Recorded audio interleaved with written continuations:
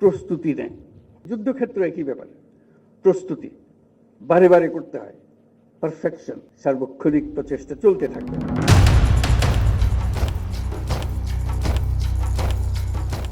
বাংলাদেশের সেনার কীর্তি দেখুন, সর্ষে খেতে ট্যাং নিয়ে নেমে পড়েছে যুদ্ধ খেলতে।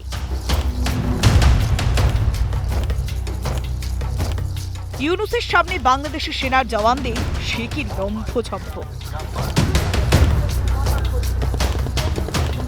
পদাতিক বাহিনীর মার্চ, আকাশে হেলিকপ্টারের ঘোরাঘুরি, সব মিলে এলাহি ব্যাপার। বাংলাদেশের সেনাবাহিনীর মহড়া দেখতে এসেছিলেন প্রধান উপদেষ্টা মোহাম্মদ ইউনূস। সব দেখে এক পা এগিয়ে যুদ্ধের জন্য প্রস্তুত থাকতে নির্দেশ শান্তিতে নোবেল পাওয়া ইউনূসের।